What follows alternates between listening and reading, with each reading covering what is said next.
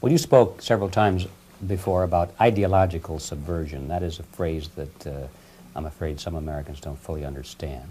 When the Soviets used the phrase ideological subversion, what do they mean by it?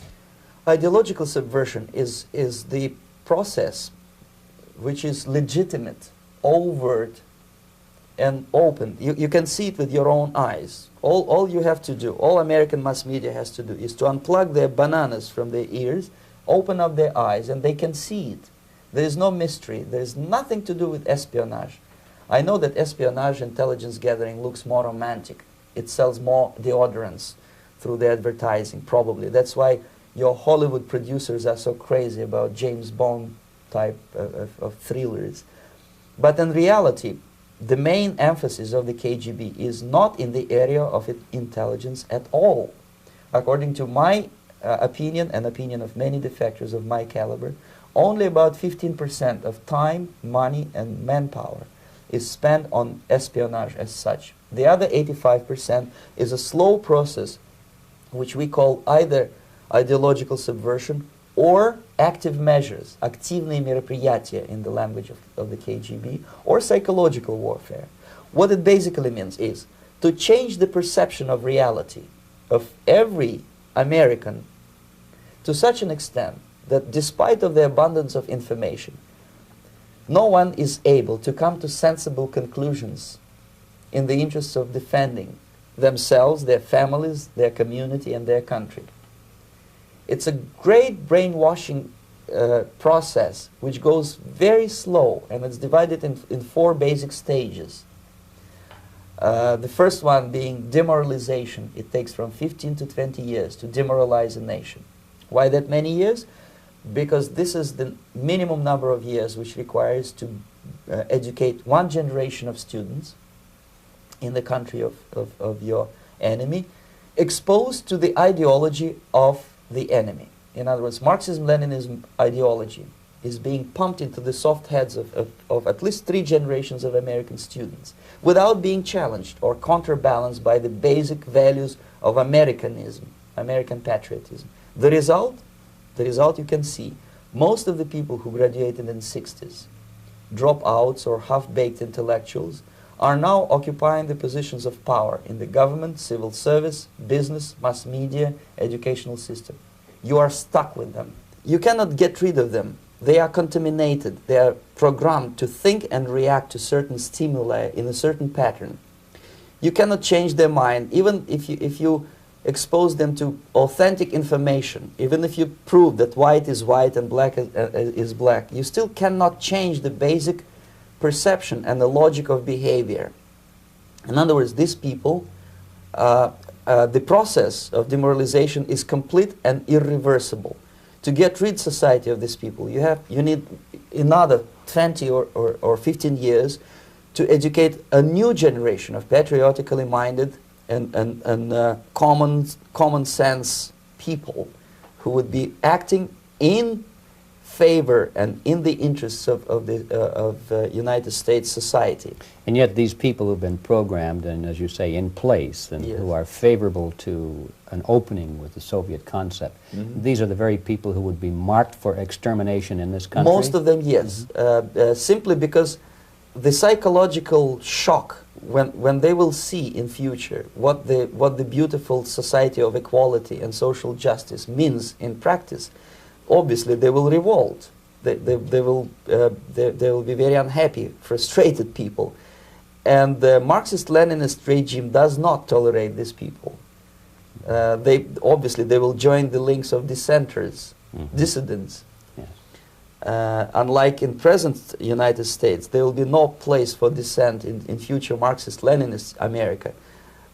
Here you can get popular like Daniel Ellsberg and filthy rich like Jane Fonda for being dissident, for criticizing your Pentagon. In future, these people will be simply squashed like cockroaches. Nobody is going to pay them nothing for their beautiful, noble ideas of equality. This they don't understand, and it will be greatest shock for them, of course.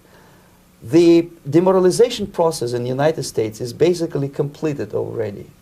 For the last 25 years, actually it's overfulfilled, because demoralization now reaches such areas where previously not even Comrade Andropov and all his experts would even dream of such a tremendous success. Most of it is done by Americans to Americans, thanks to lack of moral standards. As I mentioned before, exposure to true information does not matter anymore. A person who was demoralized is unable to assess true information. The facts tell nothing to him.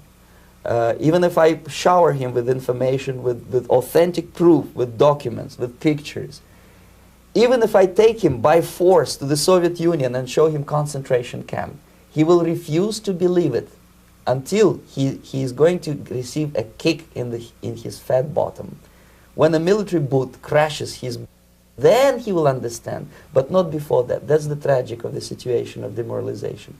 So basically America is stuck with demoralization, and unless, even if you start right now, here, this minute, you start educating new generation of Americans, it will still take you 15 to 20 years to turn the tide of ideological perception of reality back to normalcy and patriotism. The next stage is destabilization. This time, subverter does not care about your ideas and the patterns of your consumption. Whether you eat junk food and get fat and flabby, doesn't matter anymore. This time, and it takes only from 2 to 5 years to destabilize a nation, what matters is essentials: economy, foreign relations, defense systems. And you can see it quite clearly that in some areas, in such sensitive areas as defense and economy, the influence of Marxist-Leninist ideas in the United States is absolutely fantastic. I could never believe it 14 years ago when I landed in this part of the world, that the process will go that fast. The next stage, of course, is crisis. It may take only up to 6 weeks to bring a country to the verge of crisis. You can see it in Central America now. And after crisis, with a violent change of power, structure, and economy, you have so-called the period of normalization. It may last indefinitely. Normalization is a cynical expression borrowed from Soviet propaganda. When the Soviet tanks moved into Czechoslovakia in '68, Comrade Brezhnev said, "Now the situation in brotherly Czechoslovakia is normalized."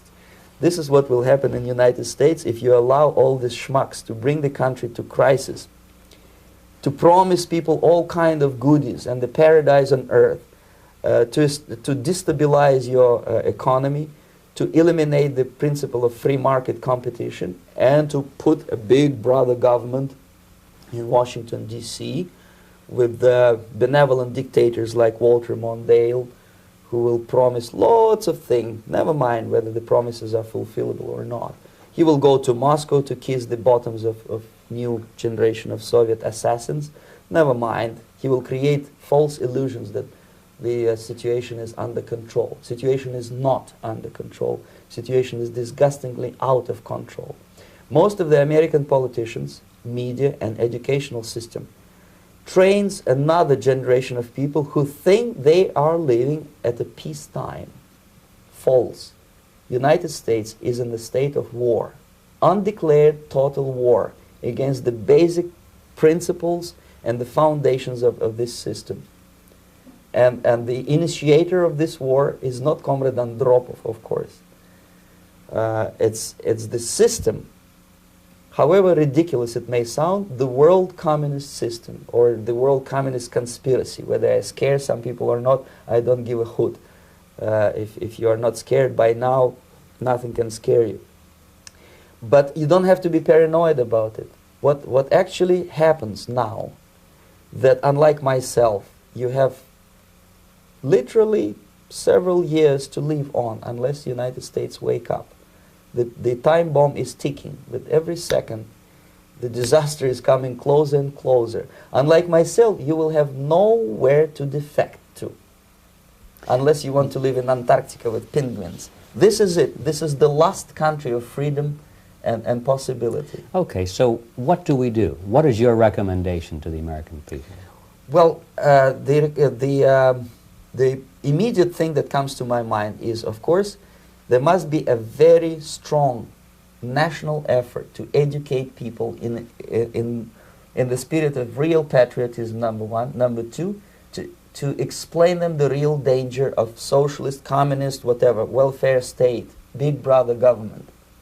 If people will fail to grasp the impending danger of that development, nothing ever can help United States. You may kiss goodbye to your freedom, including freedoms to homosexuals, to prison inmate. All this freedom will vanish, evaporate in 5 seconds, including your precious lives.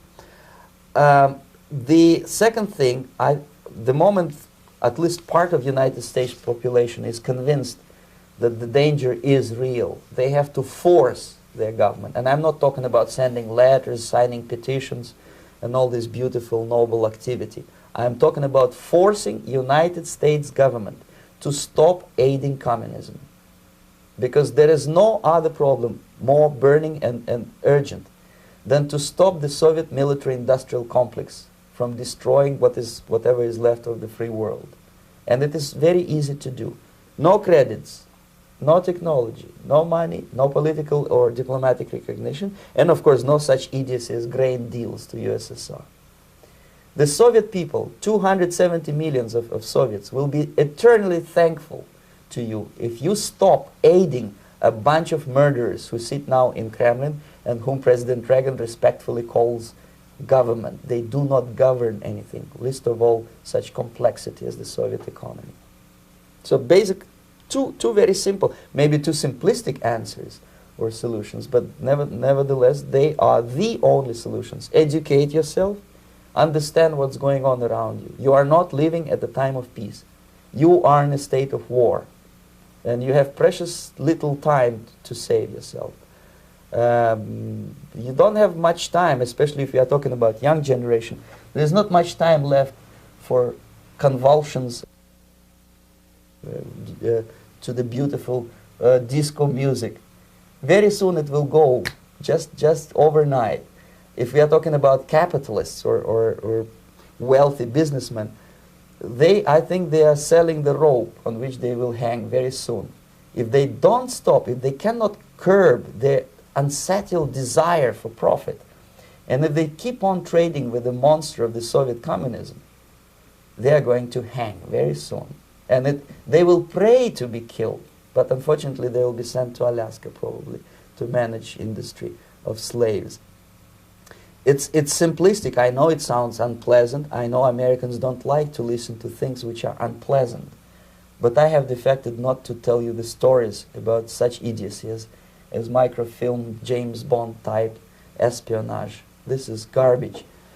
You don't need any espionage anymore. I have come to talk about survival. It's a question of survival of this system. You may ask me, what is it in for me? Survival, obviously, because unlike, as I said, I am now in your boat. If we sing together, we'll sing beautifully together. There is no other place on this planet to defect to.